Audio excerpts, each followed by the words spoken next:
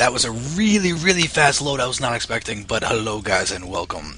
As I've just swallowed about 5 fruit snacks whole and it kinda hurt, but it's worth it. Because we're watching BXIII's.Maddelisk. She is she's the Zerg in the top right.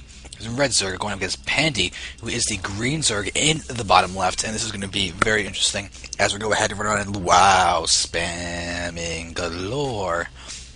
As a whole lot of spam, so over 100 over there versus Pandii doing this, so we're going to have a nice bunch of spamming going on. We'll see what the players are going for in this game, as the last game was a pretty simple win for Maddelisk. All she had to do was, instead of using her natural as a base, just use it as a macro hatch, and then if the crazy amounts of Zerg pressure didn't end up winning the game, then Maddelisk would just have an extra base, and it would be perfect, because then you'd have a good mid-game. You don't have to try and expand again and then work on defending that. It would have already been in play, and Pandii would then have been at a hard time counter-pressuring against the expansion. So good solid play. Pandii's attempt to go for that hatchery first did end up not really working so well, and hopefully we can see a little bit more of an even game this time around, and it looks like Pandii will not be hatching first again. You can't really do that on XelNaga. This extractor has gone down, so we're really having speeding openers from both players. But it does see that BX3's.Maddelisk. I keep saying BX3's.Maddelisk instead of saying Maddelisk. It's fun saying Maddelisk. Maddelisk. I have a weird fun time with the words sometimes. It's kind of an odd thing, but it's alright. Now, we'll see what these people are going to be doing. BX3 does have a website that you guys should go ahead and go to support. It's like team-bx and then a number 3, I want to say.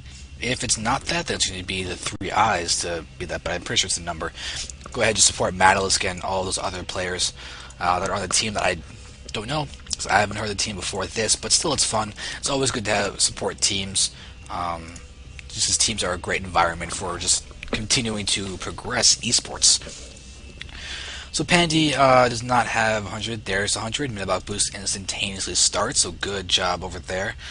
While we're waiting for the aggression to happen, ESL guys, go support them. Iron Lady SC2 at Iron Lady SC at Iron Lady ESL for Twitter, as I get corrected by my own overlay, which is really convenient in that kind of respect.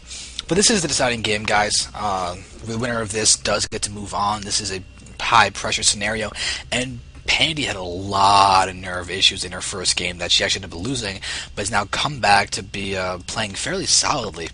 So I'm definitely excited to see this and seeing what she's going to be able to accomplish against Maddelisk, because it's proven to have a pretty good read on ZVZ. The first game was just wacky beyond all reasoning, so that was just craziness. That's one of the more interesting games that I've seen, and it's definitely nice because I've seen a bunch of StarCraft, and these games have been definitely solid, and it's a lot of fun just watching what the players are doing. I'm kind of just stalling while I try to figure out what's going on, but yes, there's BXIII.Maddelisk for Maddelisk. Over here for Pandii, it's already done. Everybody start getting to the crazy micro wars as Pandii sacrifices a Ling to get a scout. Metabolic boost is a little bit later for Pandii than Maddelisk, but there we go. Now they're both got it, and it's not a big deal either way. Okay, so now we're running around. Pandii seems to just be trying to stay stable. Defensive banelings are being morphed, so it seems that Pandii doesn't want to be the aggressor, which is not very good because Maddelisk has her expansion going down, and Pandii does not. If Pandii wants to be passive at this point, that's going to favor Maddelisk much more than Pandii. So Pandii is also going to lose no links. Never mind. I lied. I spoke too soon. So those will be able to survive, and now Pandii will be able to vomit some larvae on top of this hatchery.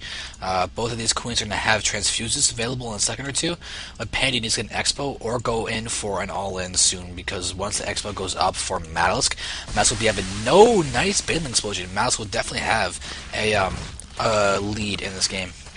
But that Ling, oh wow, that Ling managed to actually live? That should not happen. And now the queens are going to make sure that the banelings can't go down and kill all of those. That's a huge count of banelings that are going in. Human loss tab is still showing pretty much even losses, but now we're going to see that the... Is that big actually get picked off? Okay, good, it's not going to. Still, Pandii's behind the larva, without a doubt. This expansion is almost done. There it finishes, and now Maddelisk has a huge lead in terms of larva.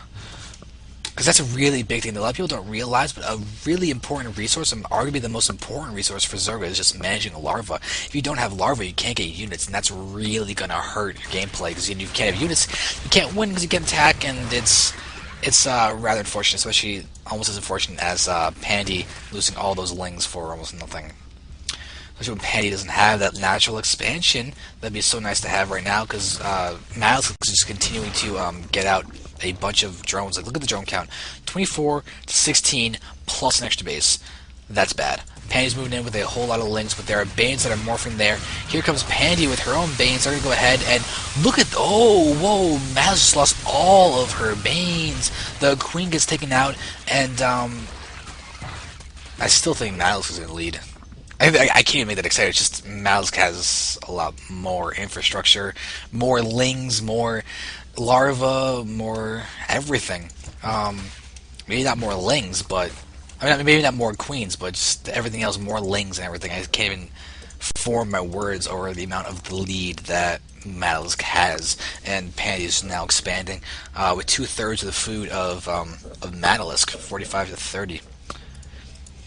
These blings could be made to banelings and brought into this mirror line, but Maddelisk's doing a good job of just having the drones on the right side, which is actually a really good thing to do when you have this vulnerability on XelNaga Caverns, to actually make it harder for them to really move in.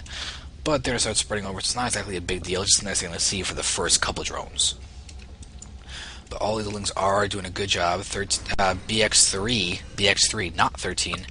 Maddelisk is doing a good job of just running around and keeping a good, solid infrastructure behind. Not even... Ooh, there's the banelings that would morph, and they go in and get a nice bunch of kills. Decrease in... You can tell I've been casting for a long time now. Okay. But yeah, so now you can see that the food count's starting to diminish. The difference starts to diminish overall, but Maddelisk does have a lot of drones out, and Pandii just continues to give free lings away. It's like, I'm glad I killed a couple of your things, but I'm going to give you an advantage now. The most important thing that's going down is this layer. This layer is almost down. We've got gases mining over there. Third gas here is mining at full capacity. Even though Pandii's been able to kill a few drones, it's still very much in favor of Maddelisk for the economy. So now this queen is very high on energy, really high energy. Pandii's queens are very high on energy.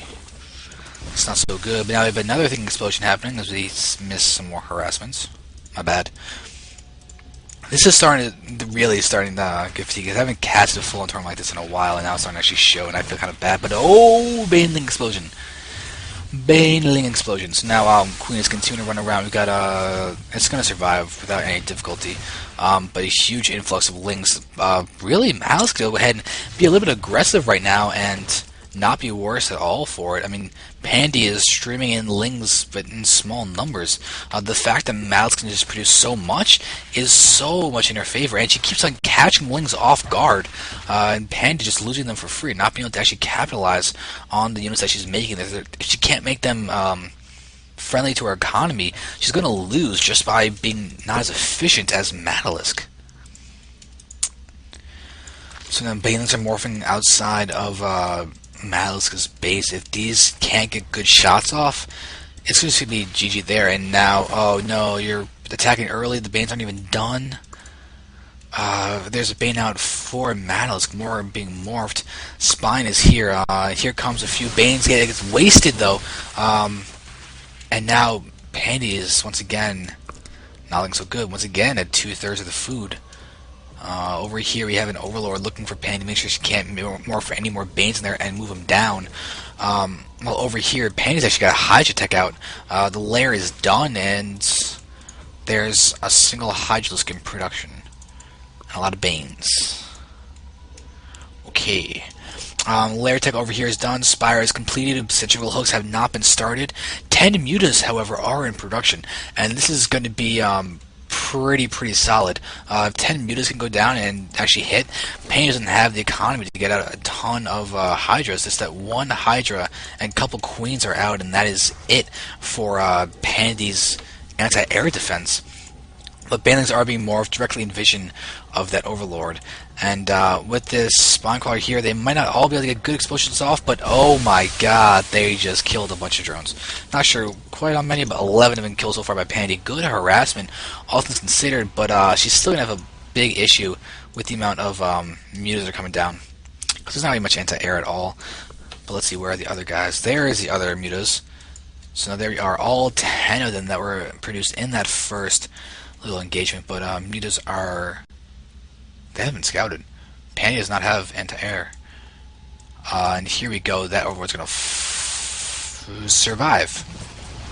I don't know if you guys knew that, but that Overlord's going to survive.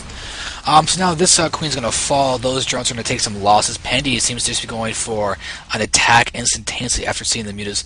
Maybe trying to recreate the scenario of last game. Yeah, oh no. Oh, the first game, I mean, not the last game, but oh no. Maddelisk, can you please just go and defend with the mutas? Please. These banelings are very, very dangerous, but oh, there we go. Spawns galore in the front. Those banes are not going to be able to get over there. A few defensive mutas, maybe, or maybe not. But now back here, we still do have, as Maddelisk continues to be aggressive, taking out the larva with a splash. Actually, it's kind of weird to see mutas taking out larva with splash, but now drones are moving forward, and yeah, this is Maddelisk's game. There's no way Pandii can touch this. It's just she's having fun sending in the drones to attack. Not even really attacking, really. There's GG. Maddelisk wins.